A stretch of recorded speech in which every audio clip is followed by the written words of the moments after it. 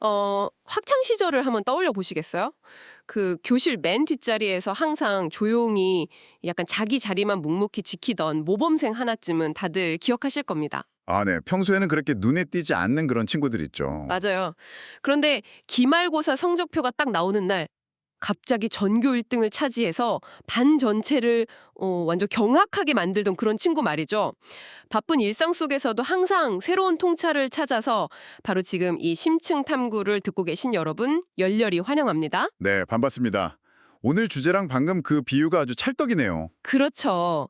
방금 글로벌 IT 시장에서 정확히 똑같은 일이 벌어졌거든요. 모두가 뭐 엔비디아의 새로운 GPU 아키텍처나 오픈 AI가 다음에 뭘 할지 거기에 시선을 다 빼앗겨 있을 때 말입니다. 네, 시장의 관심이 온통 빅테크에 쏠려 있었죠. 맞아요. 그런데 그 전통적인 하드웨어의 강자인 레노버가 조용히 시장의 예치로 완전히 박살내는 4분기 깜짝 실적을 발표했습니다. 전년 대비 매출이 무려 27%나 증가했어요. 오, 216억 달러라는 정말 엄청난 숫자를 기록했죠. 네, 216억 달러요. 그래서 오늘 심층 탐구에서는 자, 이 숫자의 이면을 한번 파헤쳐 보려고 합니다.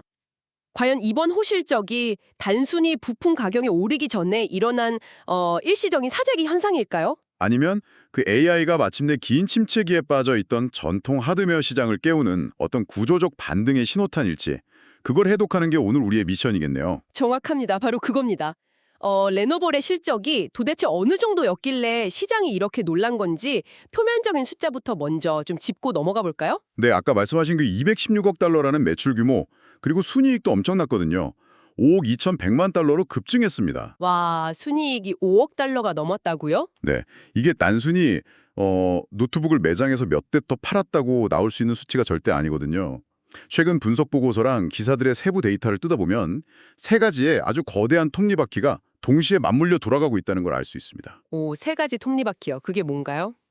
첫째는 기업과 클라우드 고객들의 아주 강력하고 폭발적인 AI 서버 수요입니다. 아, AI 서버요. 네, 그리고 둘째는 메모리 반도체 가격 상승을 우려한 고객사들의 대규모 PC 및 인프라 선주문, 그러니까 선추매 현상이고요. 선주문. 네, 마지막 셋째는 글로벌 공급망 다변화를 통한 그 레노버의 아주 치밀한 원가 방어 전략입니다. 아, 그중에서 저는 두 번째 포인트가 되게 눈에 띄더라고요. 그러니까 메모리 가격 상승을 우려한 고객들의 선주문 현상 말이에요. 네, 그렇죠. 이게 뭐 우리가 개인적으로 데스크탑 맞출 때 램 가격 오를 것 같으니까 미리 결제 버튼 누르는 그런 수준의 이야기가 아니잖아요. 아, 그럼요. 기업 단위에서는 아예 완전히 다른 게임이 됩니다. 그러니까 글로벌 기업의 IT 책임자 입장에서는 수십억 달러 규모로 움직일 텐데요. 맞습니다. 포춘 500대 기업의 IT 인프라 예산을 한번 생각해 보시죠.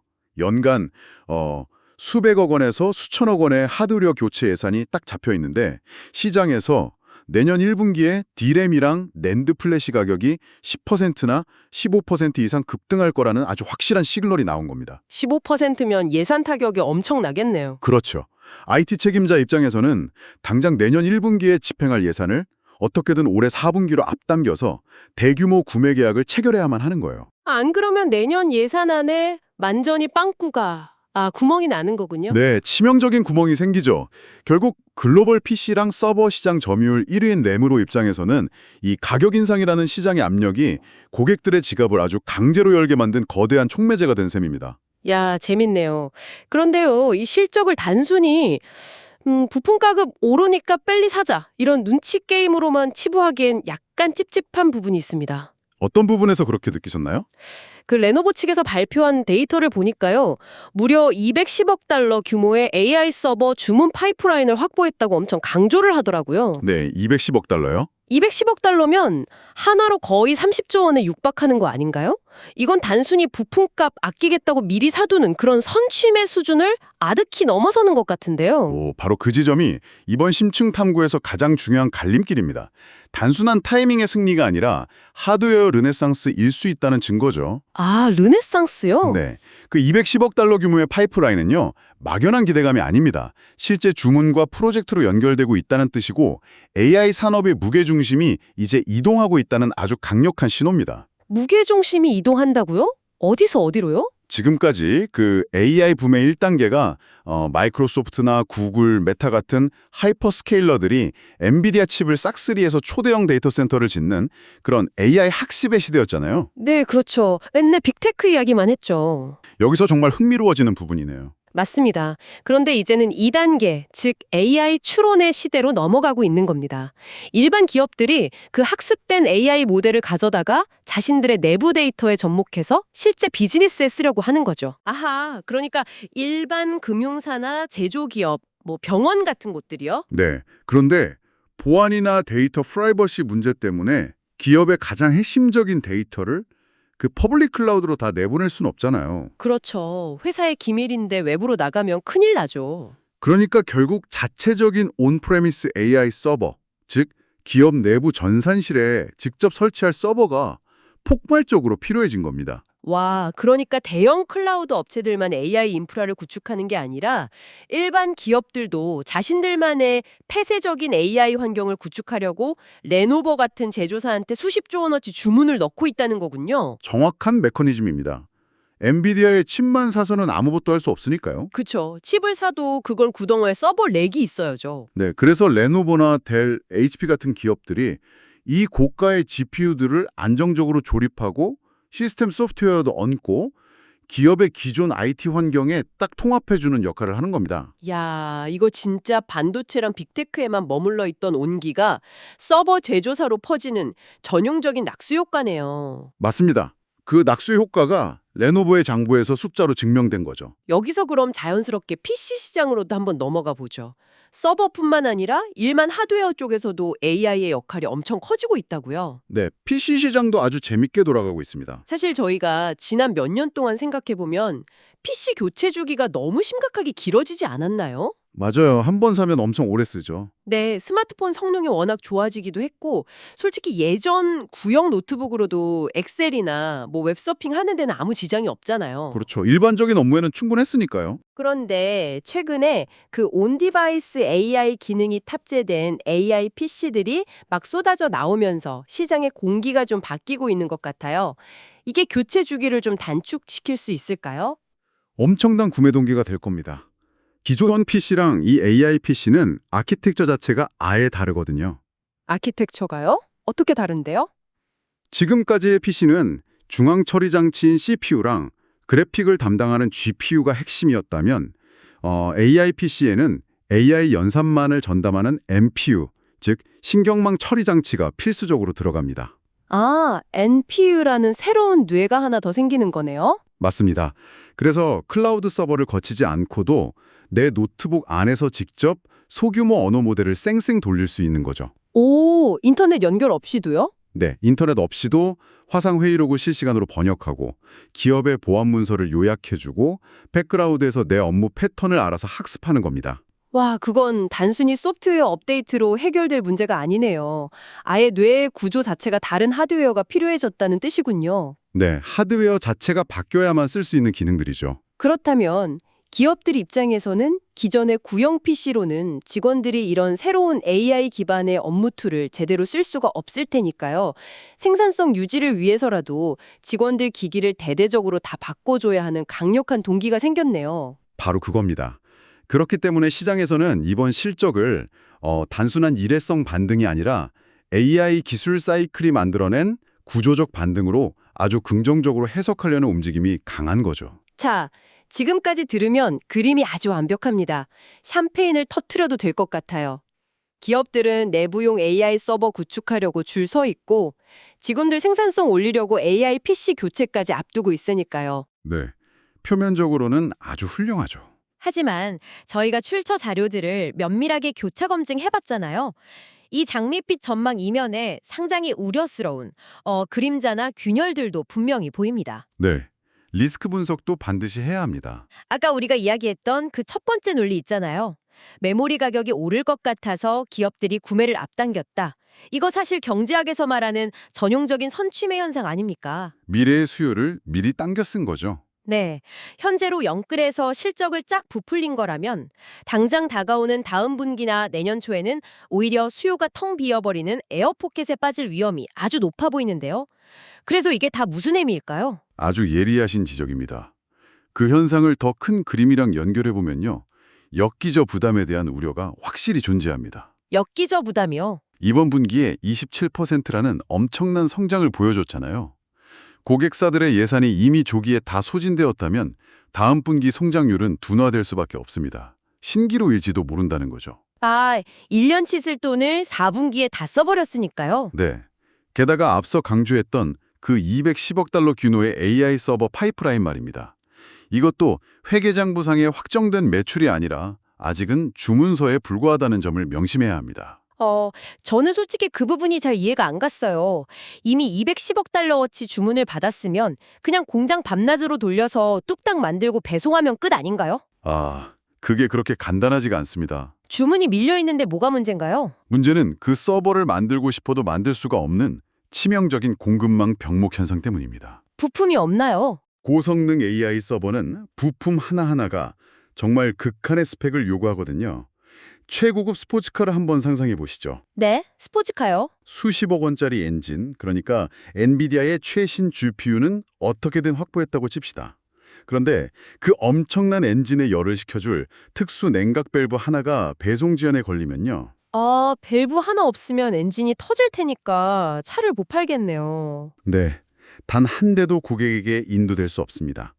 게다가 AI 서버 렉 하나는 기존 서버보다 전력 밀도가 5배에서 10배 이상 높아요. 전기를 그렇게 많이 먹어요? 예전에는 렉 하나당 10kW 수준의 전력을 썼다면 이제는 50kW, 많게는 100kW 이상을 감당해야 합니다. 아하, 그러니까 이게 부품 몇 개 더 모아서 조립하는 수준이 아니라 전력 공급 장치나 냉각 시스템 자체가 아예 완전히 달라져야 한다는 거군요. 맞습니다. 그래서 기존의 그 공기로 열을 식히는 공냉식 시스템으로는 도저히 감당이 안 돼서 칩에 직접 액체를 순환시키는 수냉식 냉각 시스템을 써야 하거든요. 액체로 칩을 식힌다고요? 진짜 복잡하겠네요. 네. 그런데 이 특수 냉각 장치나 고용량 전력 분배 장치, 초고속 네트워크 스위치 같은 이런 핵심 부품들 중에서 단돈 50달러짜리 부품 하나라도 조달의 차질이 생기면요. 생기면 어떻게 되나요? 40만 달러짜리 AI 서버 렉 전체의 출하가 무기한 지연되는 겁니다. 와, 50달러 때문에 40만 달러짜리를 못 파네요. 그렇죠. 그리고 고객에게 제품이 인도되지 않으면 레노버는 단 1달러의 매출도 장부에 기록할 수가 없는 거고요. 듣고 보니까 그 210억 달러라는 파이프라인이 생각보다 훨씬 취약한 유리선 같다는 생각이 확 드네요. 주문이 매출로 전환되는 속도가 지연될 수 있다는 데 가장 큰 리스크입니다. 게다가 또 다른 리스크도 있잖아요. 아까 메모리 반도체 가격 상승에 대해서 이야기했는데요. 완제품 업체인 레노버에게는 이게 치명적인 원가 부담? 그러니까 마진 압박으로 돌아오는 거 아닌가요? 맞습니다. 조립업체의 숙명과 같은 마진 압박이죠. D램이나 랜드 가격이 20% 올랐다고 해서 레노버가 기업 고객들에게 납품하는 서버 가격을 당장 20% 올릴 수는 없거든요. 델이나 HP 같은 다른 경쟁사들도 있으니까 함부로 가격을 못 올리겠죠. 치열한 점유율 경쟁 때문이죠. 원가는 치솟는데 판매 가격을 못 올리면 결국 팔면 팔수록 이익률은 깎이게 되는 겁니다. 그렇다면 레노버는 이 끔찍한 마진 압박이라는 위기 속에서 대체 어떤 생존 전략을 선택했나요? 보고서를 보니까 다변화된 공급망 관리를 했다고 나오던데 이게 꽤 공격적이고 논란의 여지가 있는 선택을 한 것 같더라고요. 네, 레노버가 원가를 방어하기 위해 선택한 생존 전략은 바로 중국 본토의 자국산 메모리 공급 비중을 대폭 늘리는 것이었습니다. 아, 중국산 메모리요? 창저우 메모리 테크놀로지나 양쯔 메모리 테크놀로지 같은 기업들이죠. 프리미엄 제품군에 들어가는 최고가 부품의 일부를 상대적으로 가격 경쟁력이 압도적인 중국산 부품으로 대체한 겁니다. 아주 현실적이고 노골적인 전략이죠. 그거 약간 물가가 오를 때 저희가 마트 가서 자체 브랜드, 그 PB 상품 있잖아요. 그런 저가 상품 사서 식비 방어하는 거랑 좀 비슷하네요. 비유가 재미있는데요. 하지만 이것은 글로벌 IT 시장에 매우 중요한 질문을 던집니다. 어떤 질문이죠? 수백, 수천억 원이 오가는 미션 크리티컬한 기업용 AI 서버잖아요. 기업의 핵심 데이터베이스가 돌아가고 단 1분의 다운타임만 생겨도 천문학적인 손실이 발생하는 환경인데 단순히 비용 절감을 위해서 채택한 중국산 부품들이 과연 프리미엄에 걸맞은 안정성이나 성능, 고객 인증을 만족시킬 수 있을까요? 하이엔드 프리미엄 시장에 그 까다로운 기준을 통과할 수 있느냐는 거군요. 네. 아니면 지정학적인 리스크와 품질 리스크만 더 키우게 될지 이건 반드시 확인이 필요한 부분입니다. 그 부분이 글로벌 하드웨어 시장이 직면한 정말 거대한 딜레마네요. 미국과 중국의 기술 패권 경쟁 상황을 우리는 철저하게 비즈니스 리스크 관점, 객관적인 관점에서 들여다봐야 합니다. 맞아요. 어느 한쪽 편을 드는 게 아니라 시장 상황 그대로를 읽어야죠. 서방의 제재로 인해서 최첨단 공정 진입이 막힌 중국 메모리 기업들이 내수 시장이랑 구형 노드, 미드엔드급 시장에 막 천문학적인 자본을 쏟아 부었거든요. 그 결과 특정 스펙 구간에서는 글로벌 톱티어 기업들을 위협할 만한 성능을 아주 무서운 가격으로 뽑아내고 있어요. 그러니까 레노버 같은 제조사 입장에서는 이 정도 성능이면 쓸만한데 가격은 훨씬 싸다. 그럼 안 쓸 이유가 없다. 이렇게 되는 거군요. 제조사 입장에서는 당연한 선택일 수 있죠. 하지만 글로벌 엔터프라이즈 고객들의 평가는 다를 수 있지 않나요? 바로 그겁니다. 기술적인 안정성도 문제지만요. 글로벌 클라이언트들 입장에서는 시스템 내부의 특정 국가의 부품 의존도가 높아지는 것 자체가 굉장한 지정학적 리스크거든요. 만약에 제재가 또 떨어지면 부품을 못 구할 수도 있으니까요. 네, 공급망이 차단되면 자신들의 AI 인프라 유지 보수에 치명적인 문제가 생길 수 있다는 그 불확실성을 떠안아야 하니까요. 기업들은 불확실성을 제일 싫어하잖아요. 맞습니다. 비즈니스 환경에서 가장 피해야 할 게 바로 그 통제할 수 없는 불확실성입니다. 이 대목에서 우리 청취자분들을 위해서 꼭 짚고 넘어가야 할 관전 포인트가 하나 있습니다. 이 복잡한 밸류 체인의 파급력이 과연 한국의 메모리 거인, 그러니까 삼성전자나 SK 하이닉스 같은 기업들에게는 어떤 영향을 미치게 될까요? 네, 한국 시장 관점에서 아주 중요한 이슈죠. 그냥 막연하게 AI 서버가 많이 팔리니까 한국 반도체도 대박 나겠네 이렇게 단순하게 넘길 문제는 전혀 아닌 것 같은데요. 명암이 아주 극명하게 갈립니다. 객관적으로 나눠서 봐야 하는데요. 단기적으로는 앞서 말씀드린 낙수 효과 덕분에 일반 서버와 PC 시장의 교체 주기가 오면서 범용 D램과 낸드의 수요가 늘어나는 긍정적인 효과는 분명히 있습니다. 일단 전체 시장의 파이가 커지니까 가격 회복에는 도움이 되겠네요. 네, 하지만 장기적인 관점에서는 매우 위협적인 경쟁 변수가 생겨납니다. 어떤 변수죠? 레노버 같은 세계 최대의 완제품 업체가 앞장서서 중국산 메모리 채택을 확대하고 있잖아요. 이게 자신들의 막대한 제품 생태계를 통해서 그 부품들의 시장 검증을 대신해주고 있는 셈이거든요. 레노버 서버에서 잘 돌아간다는 게 증명되면 다른 글로벌 제조사들도 원가 절감하려고 그 부품을 따랐을 테니까요. 맞습니다. 결국 한국 기업들 입장에서는 하이엔드 AI 메모리, 그 HBM 시장에서의 지배력과는 별개로요. 가장 거대한 캐시카우 역할을 하는 이 일반 범용 메모리 시장에서 엄청난 가격 경쟁 압력에 직면하게 되는 겁니다. 시장 파이가 커져서 당장 숫자는 좋아 보이겠지만 내 밥그릇을 노리는 중화권 하드웨어 업체들이 내 가장 큰 고객의 손을 잡고 체급을 쑥쑥 키우고 있다는 거네요. 이거 참 밸류체인의 파급력이 너무 복잡한 고차원 방정식입니다. 네, 공급망 다변화가 정말 양날의 검으로 작용하고 있죠. 자, 이렇게 레노버의 216억 달러라는 화려한 실적 이면에 숨겨진 AI의 낙수 효과, 그리고 신기루일지도 모르는 선침해와 공급망 병목 현상, 나아가서 공급망 다변화라는 양날의 검까지 낱낱이 해부해 보았습니다. 핵심 이슈들을 다 짚어봤네요. 그렇다면 우리는 앞으로 어떤 핵심 지표들을 추적해야 이게 진짜 하드웨어 슈퍼사이클인지 판가름할 수 있을까요? 깔끔하게 요약해 주시죠. 우리가 확인해야 할 세 가지 핵심 변수가 있습니다. 첫째, 델과 HP 등 경쟁사들의 향후 실적입니다. 레노버만의 특수한 수주인지 산업 전체의 트렌드인지 확인하는 거군요. 맞습니다. 경쟁사들의 AI 서버 파이프라인도 같이 폭발하고 있는지 교차 검증을 해야 하고요. 둘째는 일반 D램과 낸드 가격의 추이입니다. 이 가격 곡선이 완제품 업체들의 마진 압박 해적을 그대로 보여줄 테니까요. 그럼 마지막 세 번째는 무엇인가요? 가장 중요한 지표인데요. 바로 AI PC의 실제 출하량과 침투율 상승 여부입니다. 단순히 공장에서 매장으로 밀어내는 게 아니라 소비자가 진짜 지갑을 열고 구매하는 그 최종 판매 데이터가 늘어나야만 이 사이클이 진짜로 완성됩니다. 경쟁사 실적, 메모리 가격 추이, 그리고 AI PC의 실제 판매량, 이 세 가지를 머릿속에 확실히 입력해 두어야겠습니다. 네, 앞으로 시장을 읽는 나침반이 될 겁니다. 오늘 우리는 묵묵히 하드웨어를 만들던 레노버라는 거인의 깜짝 실적을 통해서 AI 인프라의 온기가 빅테크의 데이터 센터를 넘어 전통적인 하드웨어 시장으로 어떻게 퍼져오고 있는지 추적해 보았습니다. 그 이면의 공급 병목이나 마진 방어 전략도 흥미로웠죠. 맞아요.